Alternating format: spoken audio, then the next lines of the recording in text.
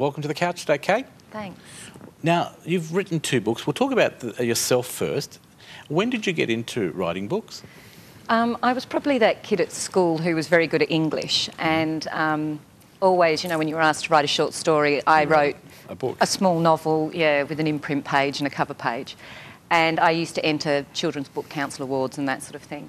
And that was something I always wanted to be, was a writer.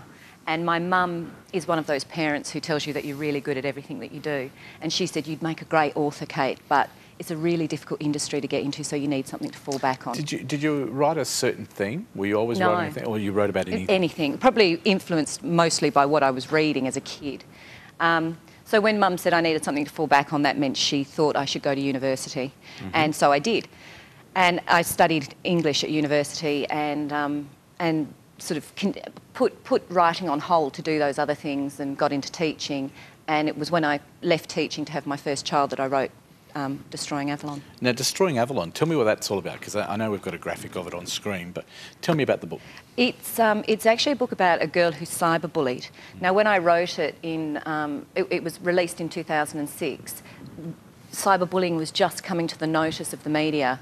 People were saying, oh, kids are using technology to, victimise people now.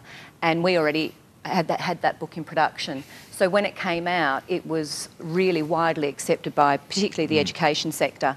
And it's being used as a text in schools. I wanted to know that because I know for a fact with all these new online communication like Facebook and all that type of stuff, kids are now spending more time on the net than actually, I heard somewhere in a research that came out with young teenagers that they spend more time on the net than actually eating, and which is really sad. But the fact that they're doing that tells me there's a lot more going on the net, which means there must be a lot more bullying and harassment and everything else. This is the whole. I mean, bullying is bullying. The motivation behind it does not change. The tactics do not change, except for now it's being delivered electronically. And so what that means is, for a kid who was the victim of traditional schoolyard bullying, when the bell rang at 3:20, they went home. But now, of course, because this generation is connected electronically, their umbilical cord is their mobile phone. It's 24 hours a day, 7 days a week. There is no reprieve from it. It's coming in through every single social network platform that they use. So who would you recommend the book to primarily?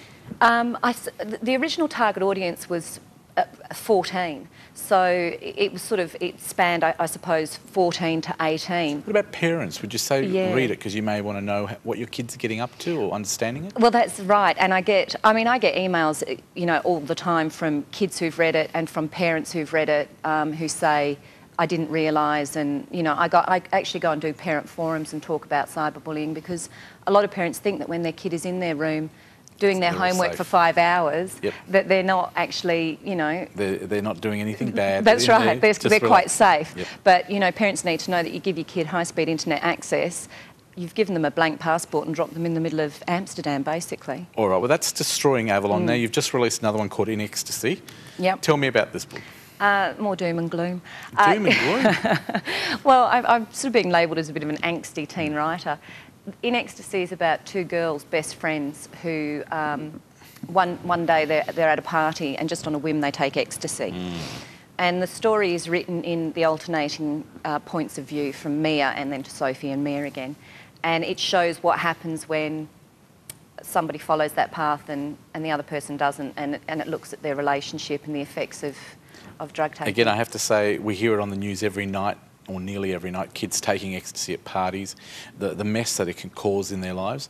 Have you used any real-life kids in your research? Both books actually have got stories from real-life kids, but not one of those characters is a particular... They're both fictitious? Yeah, they're composites, and I suppose that's part of being a writer. You take a little bit of this and a little bit of that. So, I mean, my friends are all really cautious around me now when they tell me a story. They say, is that going to end up in a book? Now, I'm expecting you to have a third book, something about youth pregnancy, really. Are you writing another one? The third book will be out next year in March or April. It actually deals with eating disorder. Oh, well, that's another big thing with young people, isn't it? Another topical issue. So it deals with that in quite a psychological way.